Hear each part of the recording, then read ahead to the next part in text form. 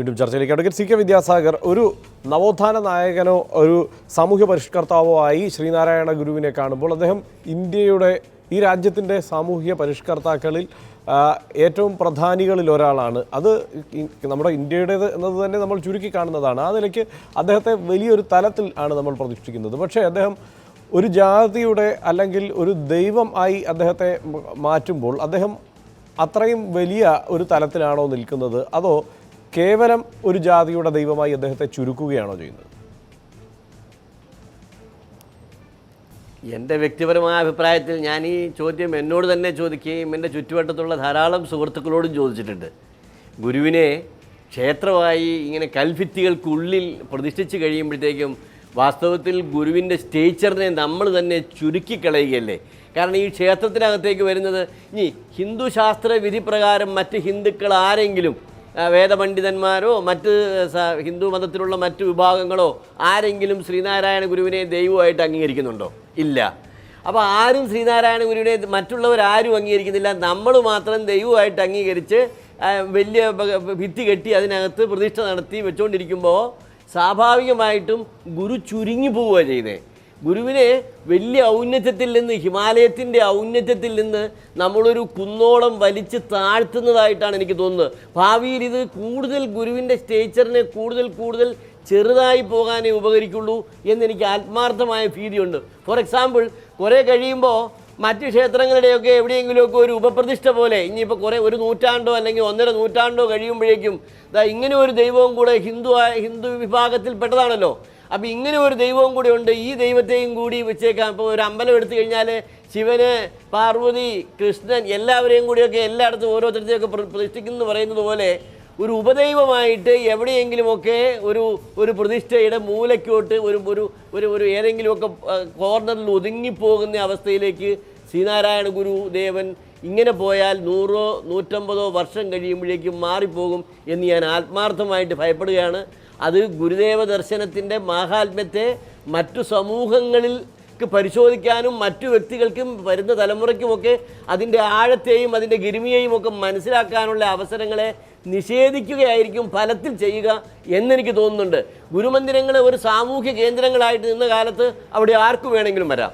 നമ്മളൊരു ക്ഷേത്രമാണെന്ന് പ്രഖ്യാപിച്ച് ക്ഷേത്രപ്രതിഷ്ഠ നടത്തി കഴിയുമ്പം സ്വാഭാവികമായിട്ടും അന്യമത വിശ്വാസികൾക്ക് അങ്ങോട്ട് വരുന്നതിനേക്ക് ഒരു ചെറിയ വിലക്ക് പോലെ അല്ലെങ്കിൽ ഒരു അലിഖിതമായിട്ടുള്ള ഒരു തടസ്സം തന്നെ അവിടെ നേരിടുക.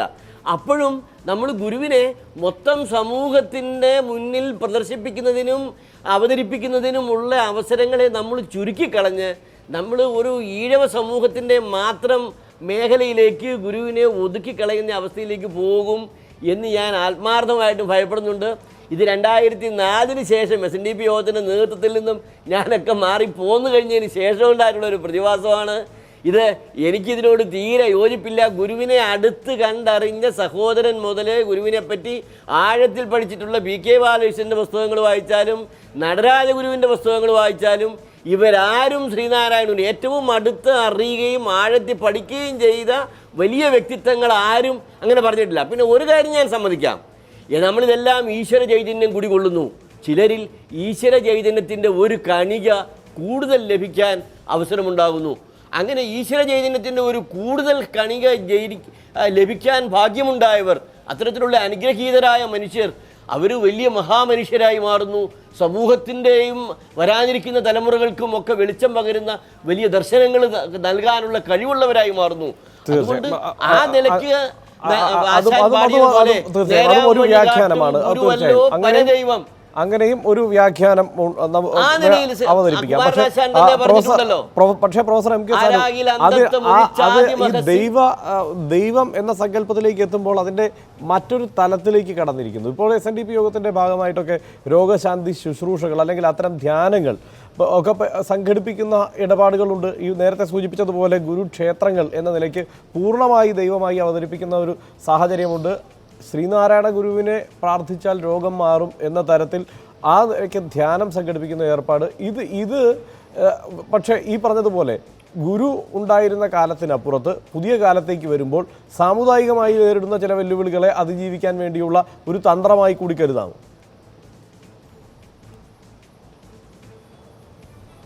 അതെ, അതൊരു തന്ത്രം തന്നെയാണ്.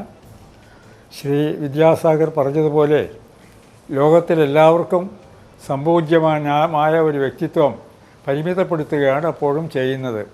ശ്രീനാരായണ ഗുരു ദൈവമാവുകയാണെങ്കിൽ മഹാത്മാ അയ്യങ്കാളി പറയുന്നതിന് മുമ്പ് തന്നെ സഹോദരനയ്യപ്പൻ പറഞ്ഞിട്ടുണ്ട്, അദ്ദേഹം ഒരു 10-ാം കിട ദൈവമാകും, മനുഷ്യനാവുകയാണെങ്കിൽ 1-ാം കിട മനുഷ്യനാവും എന്ന് സഹോദരനയ്യപ്പനാണ് പറഞ്ഞത് ആദ്യം. അത് മഹാത്മാ അയ്യങ്കാളി ആവർത്തിക്കുകയും ചെയ്തു, ഉറപ്പിക്കുകയാണ് ചെയ്തത്. അതാണ് എൻ്റെ വീക്ഷണം, എല്ലാ കാലത്തും അതായിരുന്നു. പിന്നെ ദൈവം എന്ന് വിശ്വസിക്കുന്നവർക്ക് നമുക്കതിനോട് വിരോധമില്ല.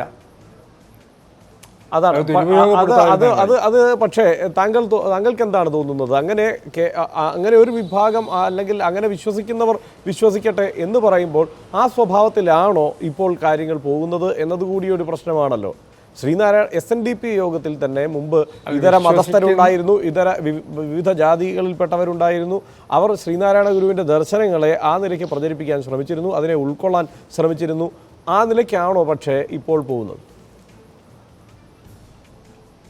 അല്ല SNDP യോഗത്തിൽ മുമ്പ് തങ്ങൾ കുഞ്ഞു മുസ്ലിയാരുണ്ടായിരുന്നു, MC ജോസഫ് ഉണ്ടായിരുന്നു, കുറ്റിപ്പുഴ കൃഷ്ണപിള്ള ഉണ്ടായിരുന്നു, അങ്ങനെ അനേകം ആളുകൾ മുസ്ലിം സമുദായത്തിൽ നിന്നും ഉണ്ടായിരുന്നു. ഞാൻ പേരൊക്കെ മറന്നിരിക്കുന്നു.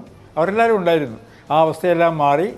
ആ അവസ്ഥയല്ല ഇത് പോയിരിക്കുന്നത്. വിശ്വസിക്കുന്നവരെ സംബന്ധിച്ചിടത്തോളം അതൊരു തരം അന്ധത, സാമുദായ സ്പർദ്ധയെന്നോ സമുദായ ബോധമെന്നോ വർഗീയതയോളം എത്തുന്ന ഇതര സമുദായങ്ങളെയെല്ലാം തിരസ്കരിക്കുന്ന ഒരവസ്ഥയിലേക്ക് അത് വളർന്നിട്ടുണ്ട്. അതാണത് അനാരോഗ്യകരമായ ഒരു പ്രവണതയാണ്. അഡ്വക്കേറ്റ് എൻ രാജൻ ബാബു, അതായത് ഇത് ഇപ്പോൾ പ്രൊഫസർ MK സാനു സൂചിപ്പിച്ചതുപോലെ വിശ്വസിക്കുന്നവർക്ക് ഇത് അന്ധമായ ഒരു വിശ്വാസത്തിൻ്റെ തലത്തിലേക്ക് കാര്യങ്ങൾ എത്തിച്ചേരുന്ന ഒരവസ്ഥയാണ്. അദ്ദേഹത്തിൻ്റെ ഇത് അദ്ദേഹം ദൈവമാകുമ്പോൾ ചുരുങ്ങുന്നത് എന്തെല്ലാമാണെന്ന് നോക്കൂ. SNDP യോഗം എത്ര വിപുലമായി വിശാലമായി അദ്ദേഹത്തിൻ്റെ ദർശനങ്ങളെ അവതരിപ്പിച്ചോ കണ്ടോ, അതിൽ നിന്നെല്ലാമുള്ള തിരിഞ്ഞോട്ടമാണ് സംഭവിച്ചിരിക്കുന്നത് ഈ ദൈവം എന്ന നിലയ്ക്ക് അദ്ദേഹം അവതരിപ്പിക്കപ്പെടുമ്പോൾ. അത് താങ്കളൊക്കെ വിലയിരുത്തിയിട്ടില്ലേ? ഉണ്ട്. നമ്മുടെ പ്രിയമുള്ള വിദ്യാസാഗർ തന്നെ SNDPയോടുള്ള അഭിപ്രായ വ്യത്യാസത്തിൻ്റെ പേരിലാണ് അദ്ദേഹം ഗുരുദേവനെ മനസ്സിലാക്കിയ കാര്യം പോലും അദ്ദേഹം ഇവിടെ പറയാൻ മടിക്കുന്നത്. വളരെ താണ ലെവലിലുള്ള ഒരു ചിന്തയാണ് നമ്മൾ ശ്രീ വിദ്യാസാഗറിൻ്റെ കയ്യിൽ നിന്നും ഗുരുദേവനെ കൺസെപ്റ്റായിട്ട് വന്നിരിക്കുന്നത്. ഞാൻ ചോദിക്കട്ടെ, വിദ്യാസാഗർ ഇതിന് മറുപടി പറയണം. ഞാൻ ശരീരമല്ല അറിവാകുന്നു എന്ന് പറഞ്ഞതിൻ്റെ അർത്ഥം എന്താണ്? അല്ല, അതിന് വളരെ കൃത്യമായ വ്യാഖ്യാനം പ്രൊഫസർ MK സാനു പറഞ്ഞിരുന്നു. അത് താങ്കൾ കേട്ട് കാണുമല്ലോ. കാരണം ഞാൻ പറയട്ടെ, അത് അദ്ദേഹം തന്നെ സ്വയം പറഞ്ഞിട്ടുള്ള ഒരു കാര്യത്തിൻ്റെ അർത്ഥം എന്താണ്, അതിൻ്റെ കൺസെപ്റ്റ് എന്താണ്? യേശു ക്രിസ്തു പോലും പിലാത്തോസിൻ്റെ വിചാരണത്തിന് ശേഷം കയ്യഫാസും അതുപോലെ തന്നെ അന്നാസിൻ്റെ മുമ്പിൽ പിലാത്തോസ് പറഞ്ഞു, ഇവനിൽ ഞാൻ കുറ്റം കാണുന്നില്ല. എന്താണ് ഇവർ പറഞ്ഞു ദൈവമാണെന്ന് അവകാശപ്പെടുന്നു എന്നാണ് പറഞ്ഞിരിക്കുന്നത്. ചോദിച്ചു, നീ ആ ദൈവമെന്ന് അവകാശപ്പെടുന്നുണ്ടോ? ക്രിസ്തു പറഞ്ഞത് I and God R one. അതാണ് ക്രിസ്തു പറഞ്ഞത്. അതുകൊണ്ട് മനുഷ്യനായി ജനിച്ചെങ്കിലും തപസ്സുകൊണ്ട് ബ്രഹ്മസാക്ഷാത്കാരം കിട്ടി. ബുദ്ധൻ അങ്ങനെയാണ് ശ്രീബുദ്ധനായത്. അതുപോലെ തന്നെ പിന്നെ രത്നാകരൻ വാൽമീകിയായത് തപസ് കൊണ്ടാണ്.